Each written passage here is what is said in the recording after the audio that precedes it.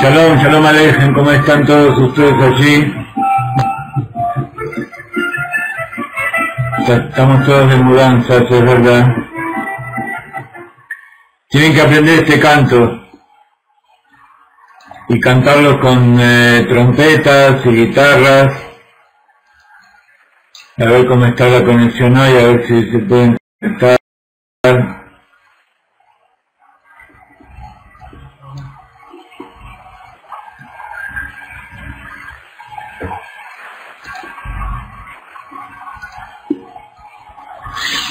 Esta música que acaban de escuchar, que tenía cierta reminiscencia ranchera, como dijeron, es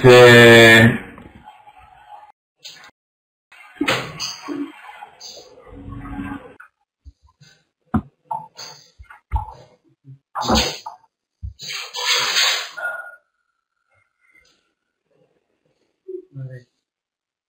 se escucha la música. No se escucha la música, pero sí se escucha el modelo.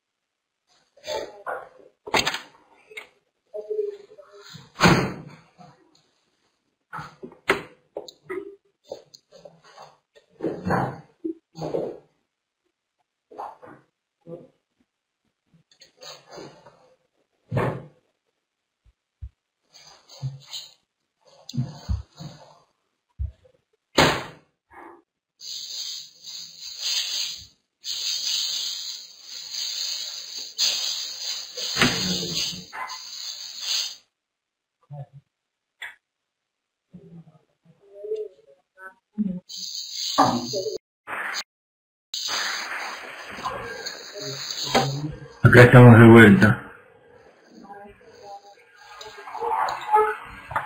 Bueno, parece que el servidor se asustó un poco de toda la gente que había entrado. Bueno, recién estábamos escuchando la melodía de un nigún muy famoso en Chabad, en Israel, de Purim, que tiene la letra que les acabo de poner aquí. Hoy vamos a dedicarnos especialmente a la festividad de Purim, que está muy conectado, por supuesto, a las parciales de esta semana, pero así es como comienza la Migrat Esther. La Migrat Esther es el anteúltimo libro de todos los libros escritos del Tanaj, y allí cuenta la historia que pasó en Purim. Fue en la época entre los dos Beit HaMikdash, después de la destrucción del primer Beit HaMikdash, cuando el pueblo estaba exiliado en Babilonia, y así de Babel. Ustedes todos seguramente conocen la historia de Purim. En esa época había un rey que se llamaba Ahashverosh. Hay en esta Migrat Esther, en la historia de Esther, hay muchos secretos cabalísticos. No figura el nombre explícito de Dios, ninguno de los nombres de Dios. Por eso es el primer libro que se le enseña a escribir al que está aprendiendo a escribir libros de Torah. Como hay leyes estrictas para escribir el nombre de Dios en las mezuzot, en los tefilim, que no se pueden borrar, o que hay que tener determinados recaudos, hay que escribirlos todos juntos, etcétera, etcétera, todas las letras de una vez.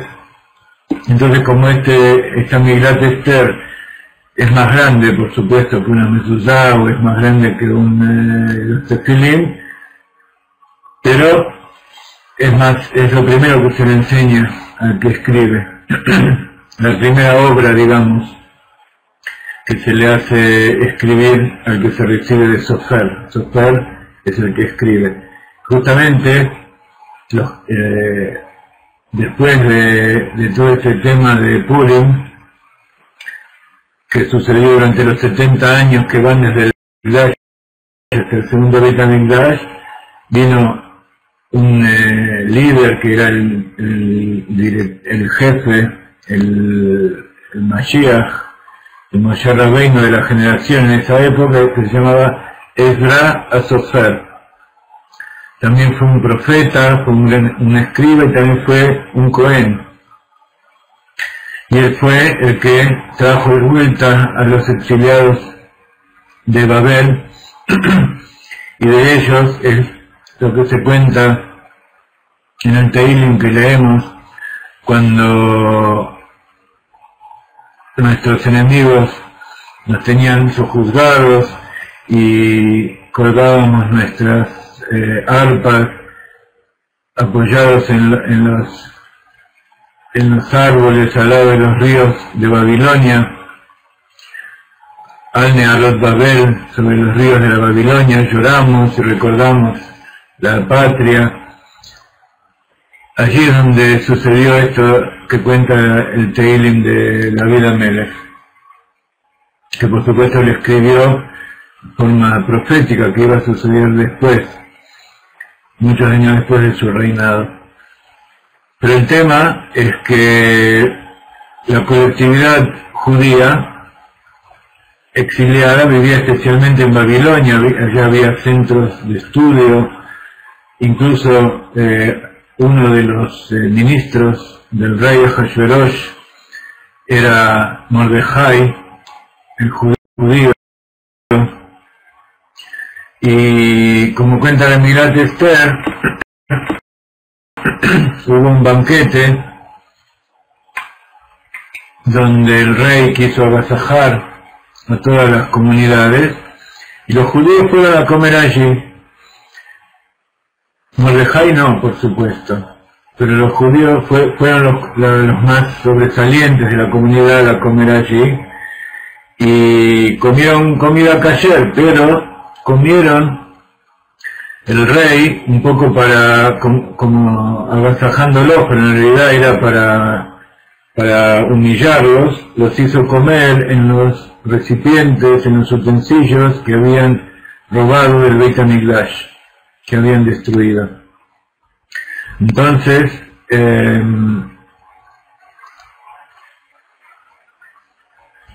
ellos comieron allí, y por supuesto es algo que no se debía hacer, no podían participar en esa festividad donde se los humillaba y donde se mancillaban los recipientes del Beit HaMikdash. Entonces, después de eso, cuentan que subió un ministro del rey que se llamaba Amán, el malvado, y ese Amán convenció al rey para firmar un decreto para destruir a todos los judíos. En forma paralela, los judíos el rey mató en ese banquete a su reina, y entonces buscaron entre todas las doncellas de todos los reinos conquistados, 127 reinos, buscaron a esa que iba a ser elegida, y fue elegida Esther, que era la protegida, la sobrina de Mordejai, y como seguramente habrán leído en la historia, ella salió elegida reina gracias a su sacrificio y al sacrificio de Mordejai, que era tan odiado por Amán porque él no se prosternaba y no se doblegaba ante el rey. Pasó todo lo que sucedió en la historia de Purim. Purim, en arameo, Pur, significa, ¿saben ustedes lo que significa? Purim, Pur,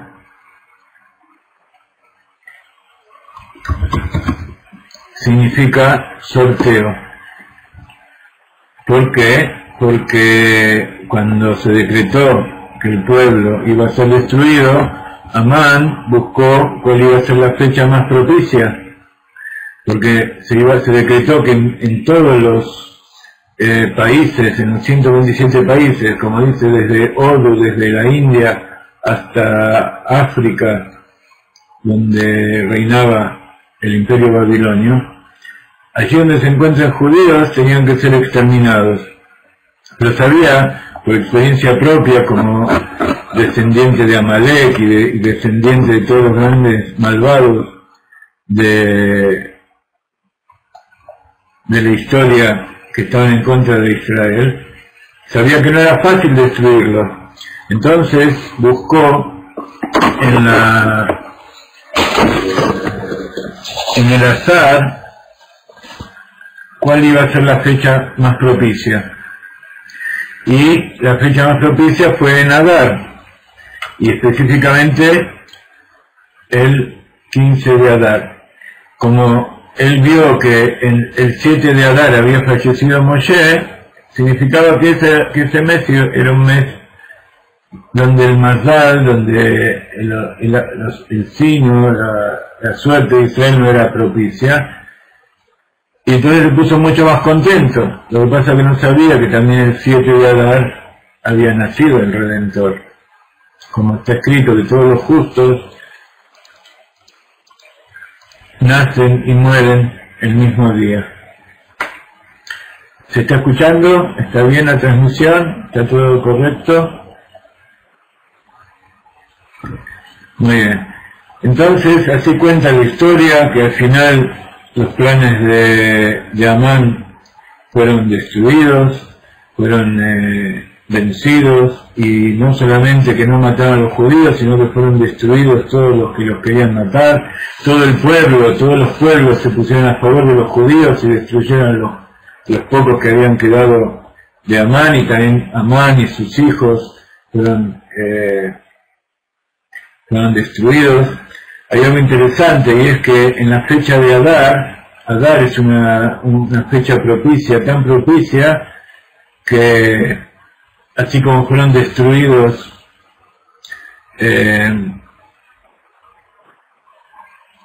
los 10 hijos de Amán, junto con él en el mes de Adar, en Purim, también muchos años después otras reencarnaciones de esas personas, que eran justamente el Hitler y los 10 secuaces que fueron juzgados en el juicio de Nuremberg. No sé si ustedes habrán escuchado eso. También fueron condenados, y algunos se suicidaron, otros se murieron en la época también de Adar. Y así todos los judíos y todos los que están conectados con todo esto, cuando hay algún problema legal o hay alguna cosa que resolver con los enemigos, tratamos de hacerlo en Purim, en la época del mes de Adar. Así que la Inquisición española, un montón de cosas pasaron, así como hay muchos asuntos que pasaron el 9 de Av, que fueron una fecha trágica, que la expulsión de los judíos fue el 9 de Av, etcétera, etcétera. En Adar también hubo muchas cosas lindas y buenas que pasaron, como revelación de la luz de Dios.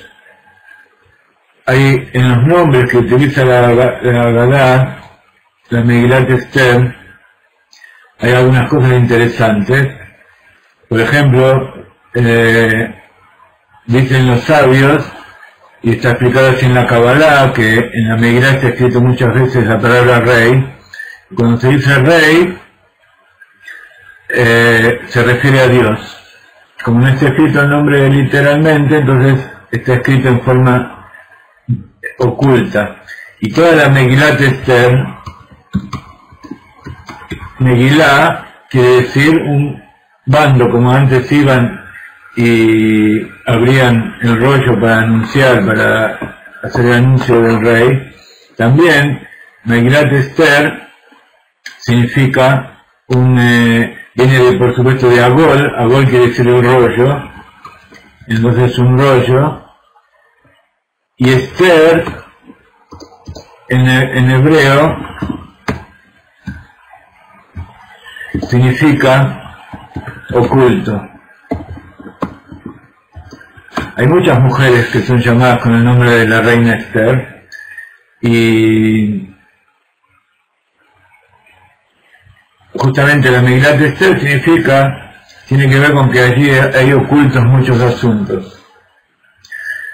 Una de las cosas importantes que aprendemos de la Megilat Esther es a partir de Mordejai. Mordejai representa al alma judía, representa a ese que no se posterna frente al enemigo, frente a los reyes de las naciones del mundo, frente a la idolatría, y eso fue lo que, por un lado, conquistó el odio de Amán. Por eso todos los pueblos del mundo tienen gente que odia al pueblo judío, porque no acepta las leyes que le quieren imponer. Pero por otro lado, eso fue lo que hizo que Dios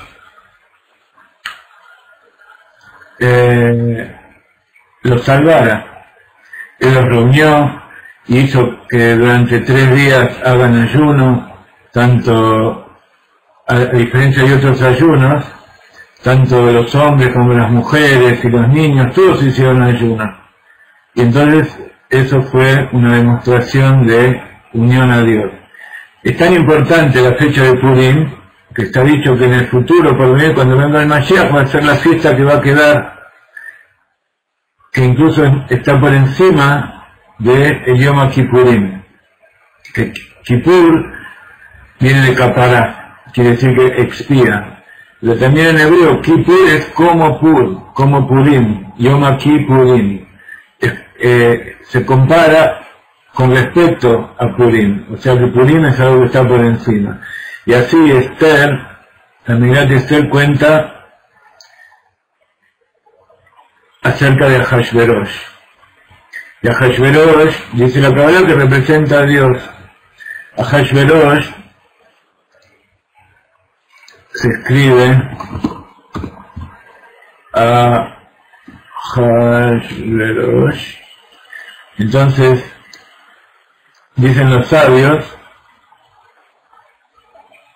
que esto es la unión de 2 palabras.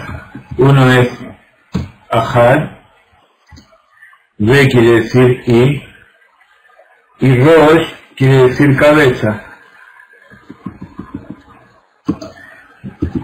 ¿Sí?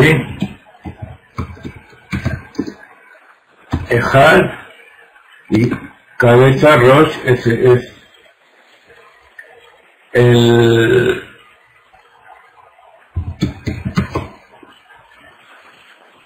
Dios, el uno y el Dios, y la cabeza de todas las cosas. Y bueno, y por último, la importancia de Purim es que está dicho que cuando el pueblo judío recibió la Torá en el monte Sinaí, lo recibió, por supuesto fue la primera vez, fue la revelación más grande, pero lo recibió de Afá, de Kafia. Significa que fue obligado a recibirla, como está escrito, que el pueblo estaba parado y Dios puso el monte Sinaí encima de sus cabezas y le dijo que si no aceptaban la Torá iba a caer sobre ellos. Entonces dijo, está bien, vamos a hacer y luego entenderemos. Entonces en esa época, hace 3.300 años, cuando se recibió la Torá,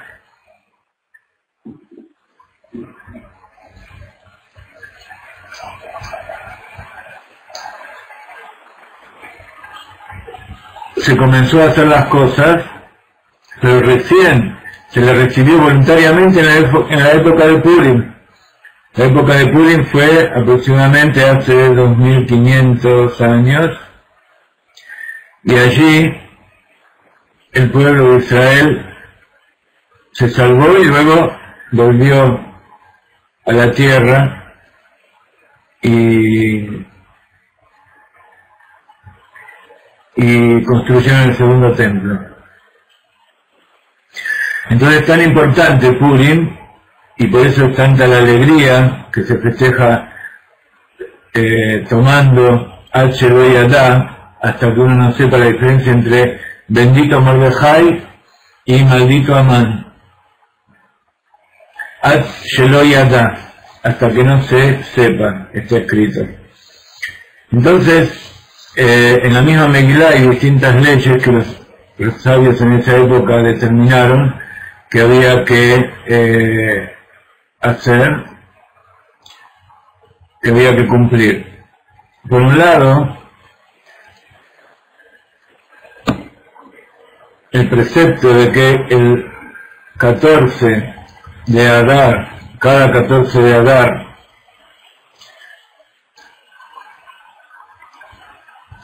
en las ciudades no amuralladas y el 15 de Adar en las ciudades amuralladas. Dentro de Israel había distintas ciudades amuralladas, como por ejemplo Jerusalén, en Tiberia, etcétera, etcétera, y Jericó. Entonces en esas ciudades se festeja el 15, que es la fecha en que se festejó en la ciudad de Babel, en la capital del imperio. Pero el decreto había sido para el 14, entonces las ciudades que no son amuralladas se festeja el 14. Entonces, ¿qué es lo que se hace ese 14? Está dicho que hay que leer la Megilá en público. También, por supuesto, hay leyes para la lectura de la Megilá. La Megilá tiene su melodía, es bueno leerla en hebreo, pero de todas maneras es bueno también leerla en el idioma que uno la pueda entender. Nos reunimos, puede ser en una sinagoga o puede ser en otro lugar, no es necesario que sea en una sinagoga, y cada uno, hay uno que lee la Megilá, que es la que la tiene que saber, y todos los demás escuchan. Si se lee la Megilá y alguno no escuchó alguna palabra, alguna letra, no cumplió con la obligación. Entonces, cuando los judíos decimos una bendición antes de leer la Megilá, y leemos con atención.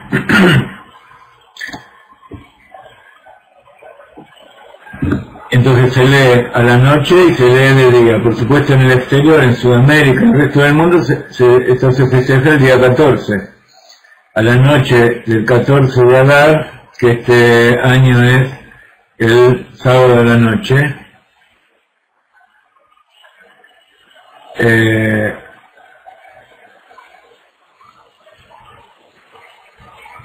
y el domingo durante el día, sí, Motzei Shabbat, la salida de Shabbat. Entonces uno de los preceptos, se puede leer de un libro que no sea la Megilá. El que no tiene Megilá lo puede leer del libro. Como siempre, cuando se quiere hacer los preceptos de la mejor forma, Meudar, con todo el Hidur, se lee de un libro escrito por un sofer, como decíamos recién. Pero el que la lee de un libro impreso también sale de la obligación. Porque en realidad la obligación es escuchar, y se tiene delante el libro para seguir palabra por palabra y entender las palabras que se están oyendo. Cuando se dice la bendición se dice Lishmoa Megilá. Entonces hay uno que la lee y todos los demás al escuchar cumplen con el precepto. Entonces, primero es leer y escuchar la Megilá, tanto los hombres como las mujeres, los niños, todos están obligados a escuchar.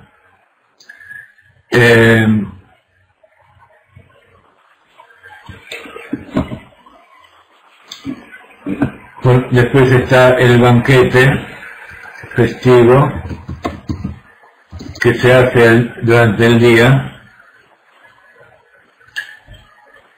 y allí hay que comer y beber sobre todo, y cantar, nos disfrazamos, tanto en la lectura de la Megilá como durante el banquete, y se toma vino para estar alegre, pero no para emborracharse. nosotros hay gente que toma mucho y sabe tomar, los que no sabemos tomar es preferible que tomemos poquito y que lleguemos a ese nivel de estar por encima de la diferencia entre bendito Mordejai y maldito Amán a través de la elevación espiritual, a través de la alegría, pero así como cuando uno enciende el motor del auto hay que darle una vuelta para que largue la chispa que enciende el motor, así también un poco de Lejaim siempre es bueno para encender los motores. Hay otra mitzvah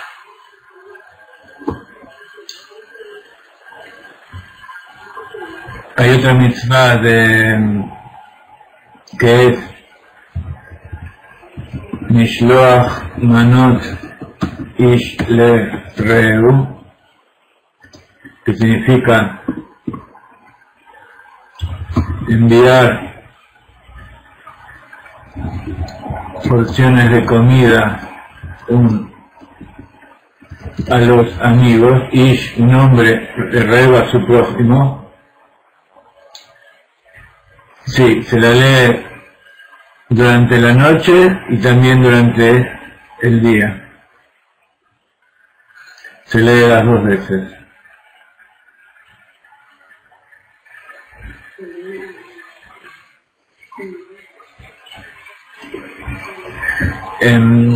Entonces hay que enviar por lo menos a 2 personas.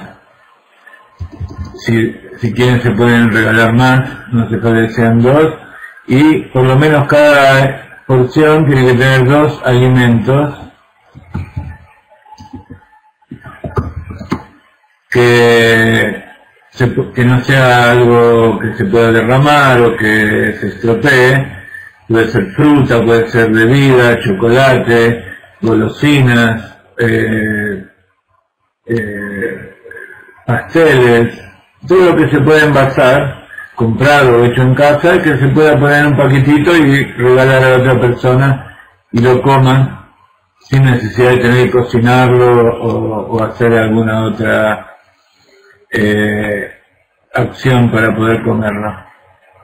Entonces, esta es una mitzvah, esta es otra mitzvah, donde también se reúne la familia, todos los amigos. Esta es la tercera mitzvah, y luego está la cuarta mitzvah, que es Matanot Laelionim, que significa regalos para los pobres, los necesitados, que también se le da comida, se le da dinero, por lo menos a 2 personas, pero cuanto más mejor. Entonces estas son las 4 mitzvot principales de la festividad de Purim, y es lo que es importante saber, y también lo estamos estudiando porque es básico para conocer las leyes del judaísmo. No sé si todos estaban enterados de todo esto, a ver si hay alguna pregunta.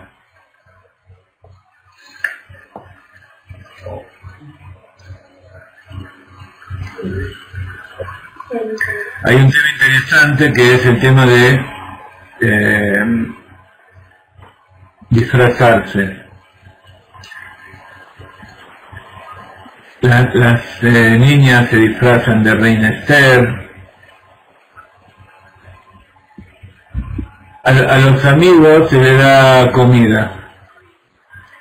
Y a los pobres se le puede dar dinero también o comida.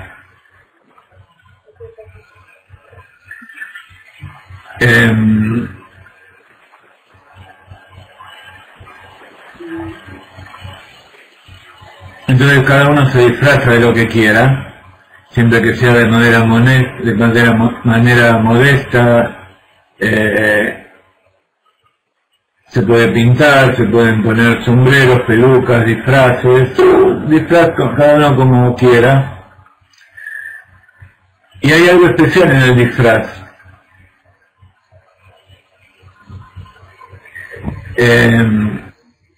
Los que no son judíos no tienen obligación de tomar vino kasher, pero si ustedes están en el camino es preferible que usen vino kasher. Pero de todas maneras no hace falta que la bebida sea vino, puede ser una gaseosa, puede ser cerveza, puede ser un jugo de fruta, lo que quieran, no hay algo específico con respecto a la comida, puede ser algo hecho en casa.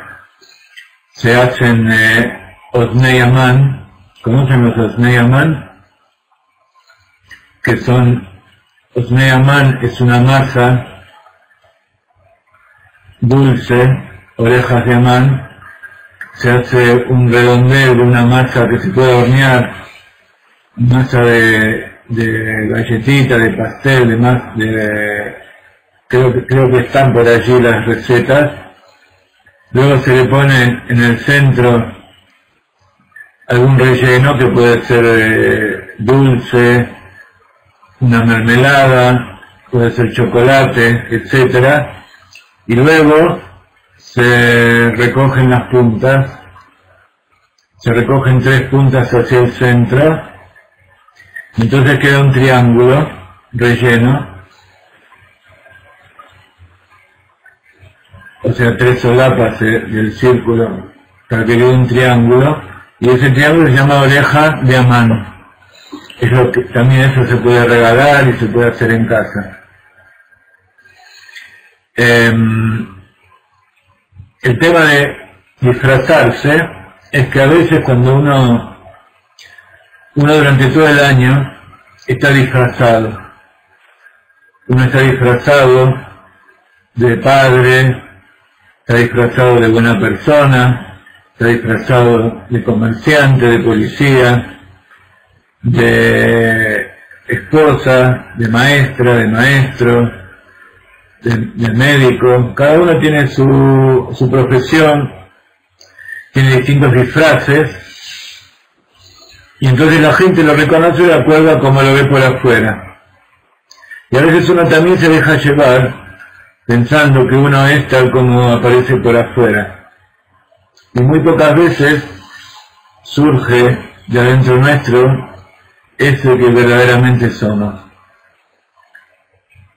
Y paradójicamente cuando nos tapamos la cara, cuando nos escondemos, cuando nos ocultamos, cuando podemos hacer cosas sin que nadie sepa quiénes somos, a veces sale de adentro ese verdadero yo que tenemos.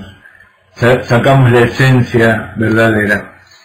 Aquellos que son malvados, cuando están ocultos en la oscuridad, hacen cosas malas. Nosotros también tenemos un alma divina, y esa alma divina está oculta todo el tiempo adentro de esos disfraces. Entonces la época de Purim y todo el mes de Adar es una época propicia para revelar la esencia del alma que tenemos dentro, para revelar el amor que tenemos hacia nuestra esposa, hacia nuestro marido, hacia nuestros hijos, hacia nuestros compañeros de viaje, en este viaje que tenemos en los grupos de estudio, en las sinagogas, en el trabajo, en distintos lugares. Y a veces uno tiene miedo de ser verdaderamente como es. Y se basa nada más que en las cosas superficiales, en la parte simplemente burocrática, en la parte alágica del asunto. Pero toda alajá es para revelar algo, para cumplir algo que se tiene que hacer con una intención determinada. Entonces Purim, además de todas estas cosas que estuvimos meditando, tiene la intención de que, aunque sea ese día, podamos llevar a la esencia de nuestra alma. Y eso significa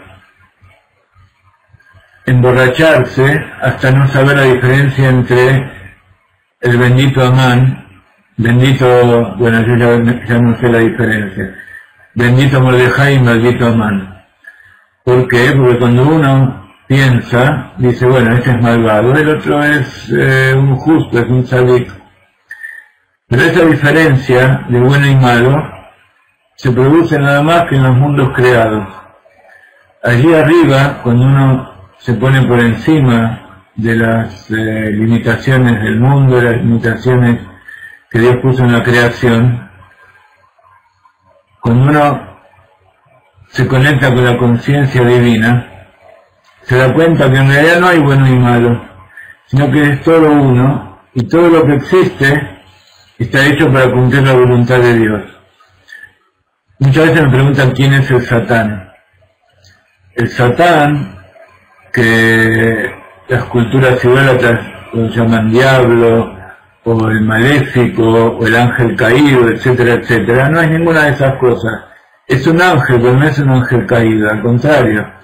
Es un ángel que cumple estrictamente las órdenes de Dios, y su tarea es confundirnos, tentarnos, incitarnos, para que nosotros nos sobrepongamos a esa tentación. Y si nosotros logramos sobreponernos y superar esa tentación que nos pone el Satán, también el Satán festeja, porque Dios se pone alegre. Cuando nosotros cumplimos la voluntad de Dios y nos sobreponemos al Satán, por un lado nos refinamos, pero ese refinamiento trae como consecuencia que también el mundo se refina. El mundo es mejor. Cuando el mundo se refina significa que está preparado para la revelación de Dios, para que se revele, por ejemplo, esto que está oculto dentro de la Migilat Esther. Hoy me preguntaban, por ejemplo, otra cosa, además del Satán. Satán que viene de la palabra asatá, que asatá quiere decir tentar. Serpiente que tentó.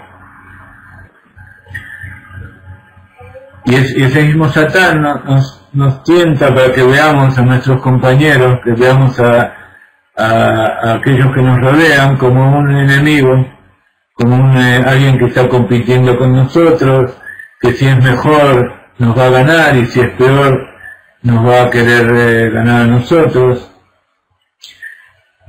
o que a lo mejor nos está privando de adelantar, o que nos está privando de hacer cosas que nosotros queremos, pero no es así. Akadosh Baruj Hu nos puso a todos alrededor nuestro, a las personas y a las situaciones exactas que nosotros necesitamos para nuestro trabajo aquí en el mundo. Si vemos que algo está mal, es porque tenemos que primero refinarlo dentro nuestro, y si hay algo que nos produce ira, cólera, no sé si vieron el video con el mensaje del Rav Ginsur acerca de la rectificación de la cólera, o de los placeres, o de la risa falsa, o de la risa sin sentido. Todas esas cosas son cosas que tenemos que refinar. Y Purim, como nos elevamos por encima de nuestro entendimiento y llegamos a ese lugar donde está la raíz de nuestra alma, es el mejor momento para poder verlo. Entonces, cuando nosotros experimentamos eso, tenemos que regarlo el resto del año y vivir todo el año en una situación de verdad, sin la necesidad de ponernos máscaras, de ponernos barba, ponernos kipá. Por eso lo ponemos, pero de repente nos damos cuenta cuál es el significado correcto de todo esto. No es simplemente un disfraz. Si lo usamos como disfraz es preferible sacarlo. Entonces, sin el disfraz nos podemos conectar con aquellos que nos rodean de manera esencial, desde lo más profundo de nuestro corazón. Y entonces, si podemos hacerlo con el mundo, también podemos hacerlo con Dios. Y si nosotros queremos dejar de engañar a Dios, queremos ser sinceros con Dios y mostrarnos a Él tal como somos, con alegría, con fe, con ganas de vivir la vida, de cumplir su tarea, de sobreponernos a las dificultades del mundo, entonces Él nos va a ayudar y Él también se nos va a revelar a nosotros. Hoy una de las preguntas que me hacían es que por un lado está escrito que está prohibido dibujar o hacer imágenes de Dios o pensar que Dios tiene brazos, tiene manos. Sin embargo, en la Torá muchas veces está escrito que Dios se lo reveló, por ejemplo, a Abraham, y vino un ángel. Entonces me dijeron, ¿ese ángel es Dios o qué es? Cuando nosotros decimos Shema Israel, en el Shema estamos atestiguando que Dios es uno, pero no solamente uno porque hay un solo Dios, sino porque no hay nada más que Dios, todo es Dios. Pero lo que no se puede hacer es limitar y decir que eso que está ahí específicamente es Dios y todo lo demás no.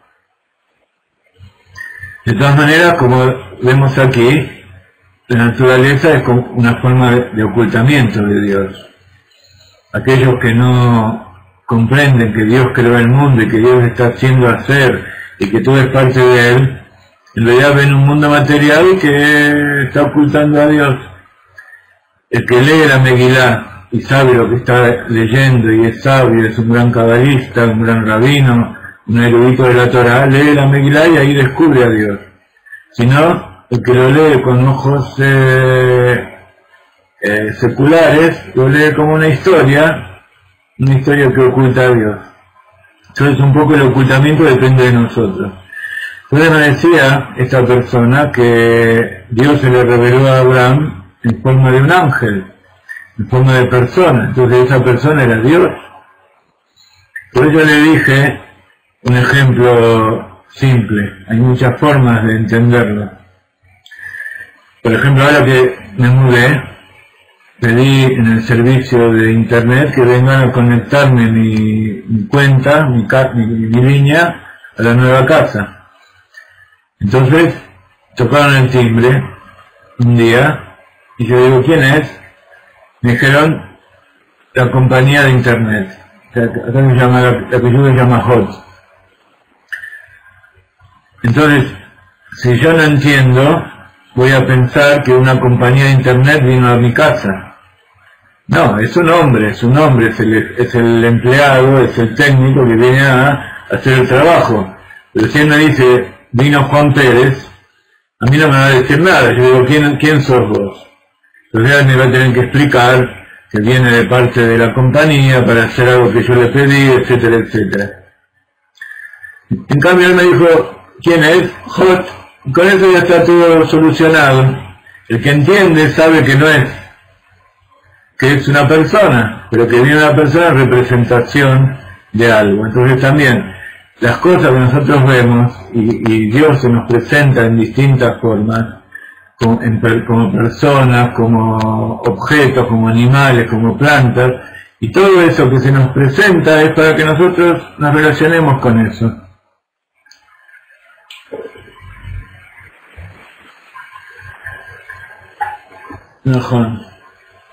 Hay muchas historias y bueno, este es un poco el mensaje que les quería dejar de la Megillat Esther. Por supuesto hay muchas cosas para aprender, pero este sentimiento de amor, de alegría con que nos conectamos con Dios es lo que nos hace que Dios se nos revele, y que si nosotros le pedimos algo,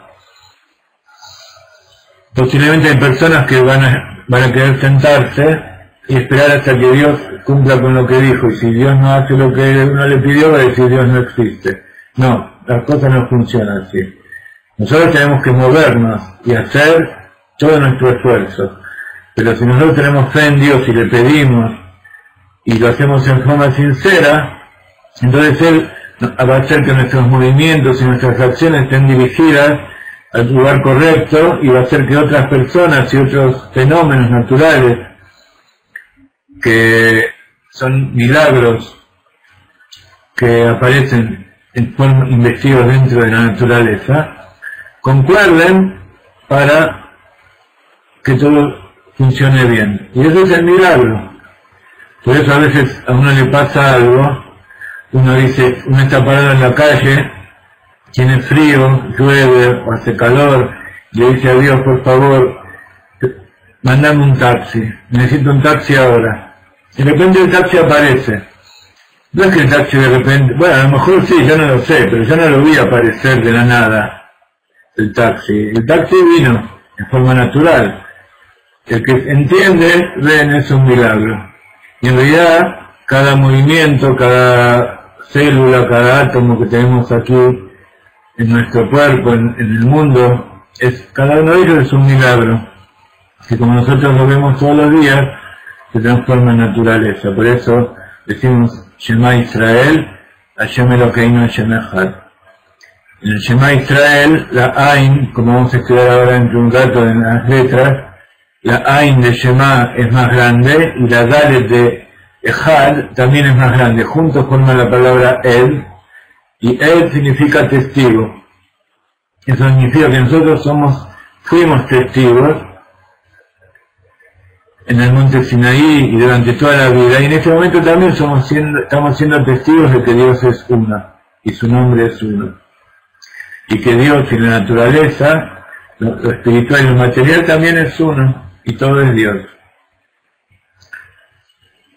Hay una historia que leí y me gustó mucho, que la trae mi amigo Yerachmiel Tiles, de la ciudad de Tzfat, de Ascent, y él saca estas historias de los libros de historias hasídicas y de historias que él escuchó. Y esta semana para Purim trajo esta historia. En los viejos tiempos, las comunidades judías tienen una costumbre muy interesante y divertida para cuando se acercaba la época del mes de Adar. Anticipándose a Purim, seleccionaban un compañero ingenioso, simpático, y lo ponían como rabino principal de la ciudad para que ejerza durante la fiesta. En esa fiesta donde se celebraba, y que así como todos nos disfrazamos, en realidad nada es como es en realidad, nada es como parece. También nombraban policías, jueces, funcionarios para llevar a cabo las órdenes del gran rabino, todas aquellas cosas que él ordenaba ese día de Purim, pero así como un juego para diversión. En esa época los judíos estaban dominados por los terratenientes y el zar de Rusia, y cuentan que un año los hasidim, vamos a prolongar un poco el horario así podemos tener más tiempo de cortita, pero es interesante por el mensaje que tiene. Los hasidim del Rebbe de Tzvi de Zidakov designaron como Rebbe para esa oportunidad de Purim al sobrino del Rebbe, que luego iba a ser el Rebbe, el heredero, y a él lo nombraron gobernador de la provincia, y le dijeron que él tenía que promulgar leyes apropiadas y que sean entretenidas para esa ocasión. Entonces, ¿qué es lo que hace todo rey, todo lo que hace todo presidente, gobernante cuando asume un cargo, nombra un consejo asesor. Nombró un consejo asesor de los miembros más importantes de la comunidad, aquellos que durante el año eran reconocidos por la sabiduría, la seriedad, y ese día de Purim todos tomaron, cantaron, bailaron, comieron y se pusieron un poco alegres, se emborracharon.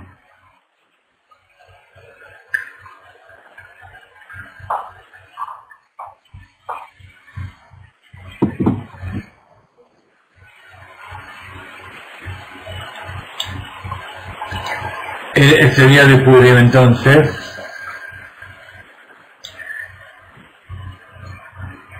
el día que se emborracharon durante el día cuando fue la lectura durante el banquete, etcétera, etcétera.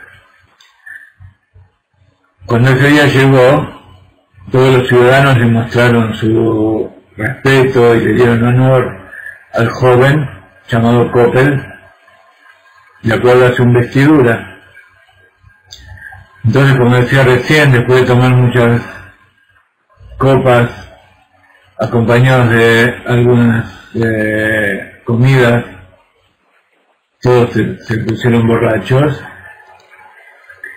y juntos todos fueron en camino a la casa del Rebbe Tzvi, el verdadero Rebbe.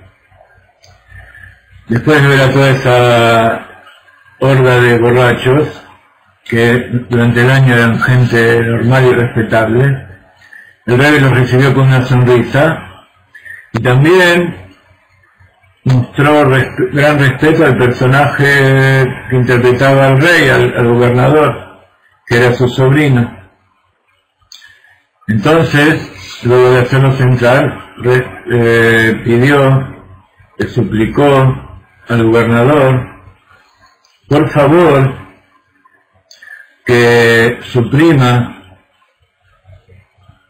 esa llama antisemita opresiva y a causa de ella imponía un impuesto muy gravoso a la carne kosher,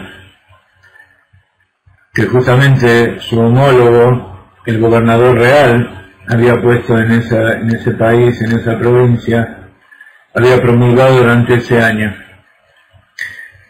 El gobernador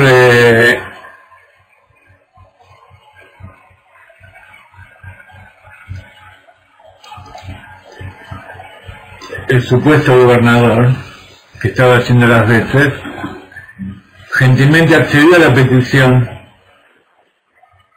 que le estaban rogando.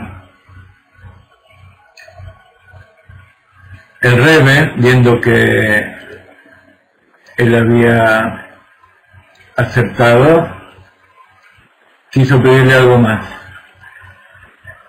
El Rebbe le preguntó: Su Alteza, quisiera que derogue la ley que exige que los judíos sean reclutados en el ejército. En esa época, los judíos, cuando eran reclutados en el ejército, eran reclutados de jóvenes y pasaban 20 años, y aquellos que sobrevivían podían volver. Era algo muy terrible. ¿Me están escuchando?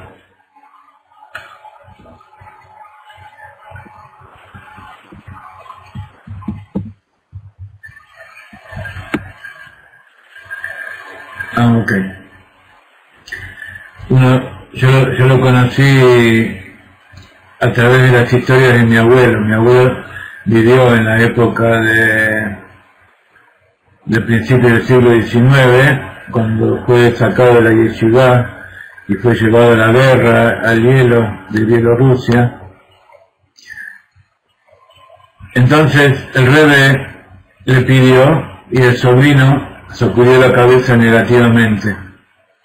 El Rebbe le rogó varias veces y cada vez con más elocuencia, pero su sobrino, el supuesto gobernador, siguió negándose firmemente. el joven estaba ebrio y no hizo caso de su tío para nada. Al final, el rey se sintió muy afligido y, cambiando de tono, le ordenó a su sobrino declarar que se derogara el proyecto de la ley inmediatamente. Sin embargo, aún así, el joven borracho no hizo caso de su santo tío y se negó. Los otros Hasidim, que al principio se reían, de repente se dieron cuenta que el asunto era en serio, y su sonrisa se borró de su rostro.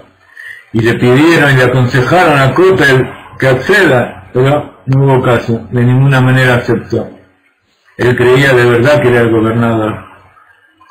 Discutieron y trataron y lo amenazaron, pero él no se movía ni un centímetro de su posición. De ninguna manera, dijo con aire de suficiencia.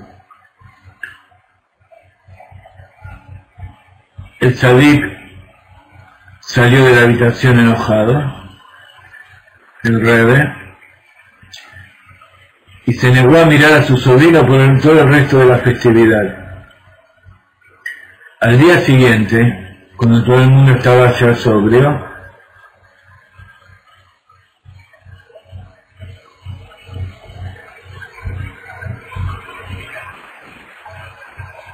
los Hasidim se dirigieron a Koppel con curiosidad. Dijo, y le preguntaron, ¿qué es lo que te pasó ayer? ¿Qué es lo que te poseía que te ponías al pedido de tu rey en forma tan obstinada? Entonces el joven se puso pálido. Dijo, ¿qué quieren decir? Yo nunca haría una cosa así. Por otro lado, dijo con timidez, tengo que admitir que no recuerdo nada de lo que pasó ayer, cuando estuvimos en la casa del Rebbe. Cuando le contaron todo lo que había pasado, quedó sumamente mortificado. Incluso, a pesar de que todos eran testigos de lo que pasó, él no podía creer que había actuado con tanto descaro frente a su tío.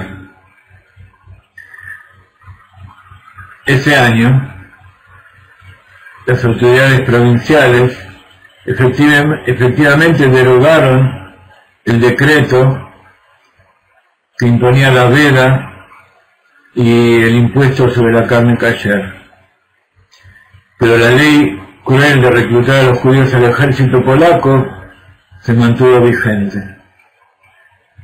Y entonces los Hasidim se dieron cuenta que en Purim habían presenciado algo más allá de su comprensión y que su rabino no había estado jugando. Y lo que habían atribuido a la embriaguez de un hombre joven, en verdad, había sido una intervención divina. Esto sucedió a principios del siglo XIX con el Rebbe Tzvi Hirsch de Tzobakov. Entonces vemos aquí que el tema de ir por encima del entendimiento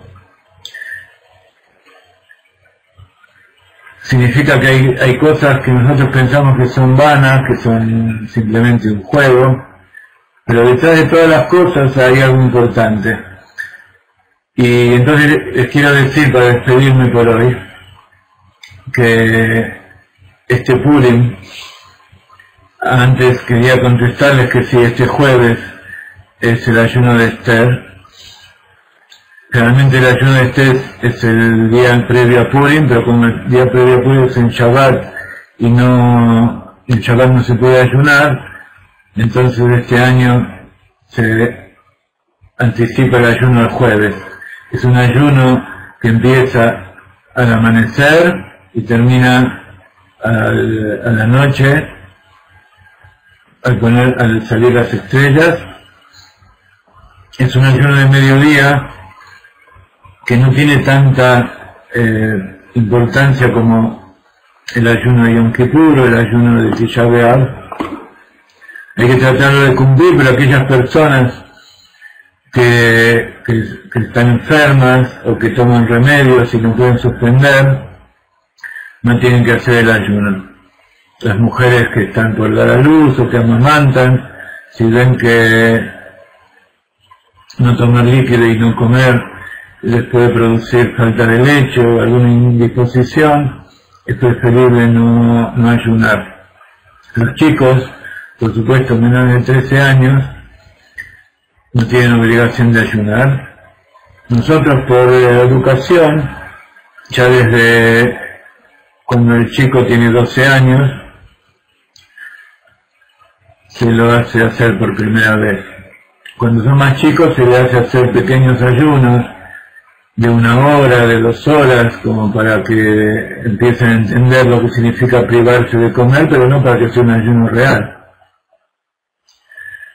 Pero de todas maneras no hay que obligarlo y tiene que ser hecho con alegría.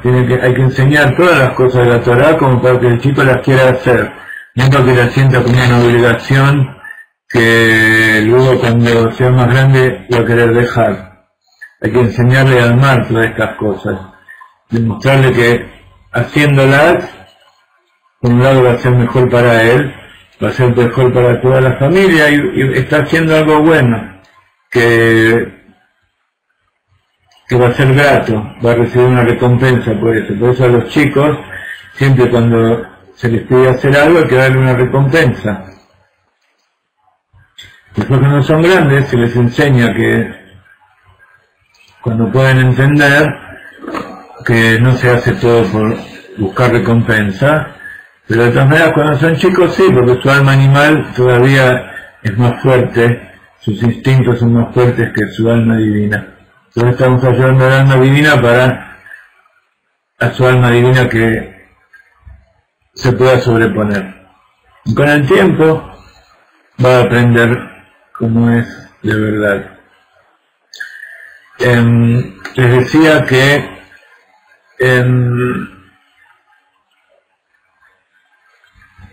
antes del ayuno les iba a comentar, no sé si el domingo que viene va a estar el seminario de México o se va a postergar para el otro domingo, pero nosotros vamos a estar en Purim, así que yo voy a llevar mi computadora allí donde esté y voy a tratar de transmitir. Así que estén atentos porque no sé bien a qué hora va a ser, posiblemente sea un poquito más temprano que hoy, durante el día, que vamos a escuchar la Megilá y voy a llevar la computadora para que ustedes lo escuchen en directo desde aquí, ¿ok? Y bueno, entonces vamos a tener algunas palabras y vamos a transmitir para seguir estando juntos en Purim. Así que prepárense con comida, con bebida y con, si no tienen los libritos de la Megilá, imprímanlos. Hay algunas versiones que tienen de un lado hebreo y del otro lado castellano, y que cada uno tenga y que mientras va escuchando lo vaya mirando, así sigue la lectura. Y si no hay transmisión correcta o hay algún problema, lo hacen entre ustedes, pero yo pienso que así como hoy hubo transmisión, también va a haber la semana que viene. Durante la semana vamos a estar en contacto también, así cualquier duda que tengan podemos solucionarlo, pero como ya les decía, ya empiecen a prepararse desde ahora, y a partir de la semana que viene vamos a empezar a estudiar las leyes de Pesaj. Falta un poquito más de un mes para Pesaj, así que hay que ir preparándose. Si pueden acercarse a algún lugar donde les den, aunque sea 3 matzot o 2 matzot para repartir entre toda la comunidad, algún Beit Chabad que les venda matzot redondas en lo posible, y si no, de alguna manera, como ustedes no tienen obligación todavía de comer matzat con todas las leyes, vamos a tratar de aquellos que no tienen acceso, enseñarles un poco cómo se hace y lo hacen ustedes, aunque que sea una matzá la primera matzá que coman, aunque no sea 100% de acuerdo con la halajá, va a ser algo bueno también. Nos estamos despidiendo, en un rato vamos a dar la clase de las letras, así que están todos invitados, creo que han recibido la invitación. Bueno, como siempre, si quieren enviar, que la media moneda de shekel a Israel, eso va a ser para bendición de todos. Y bueno, vamos a poner la música. ¿Se acuerda de la música de Yoshana Jacob? Que la letra es la que se dice al final de la Megilá.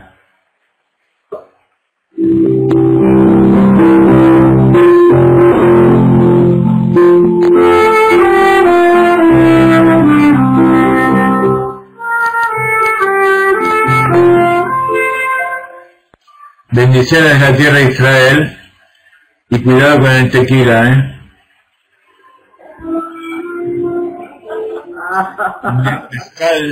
Mezcal ese que tiene el bicho adentro, por supuesto eso no es cayer, no tomen eso.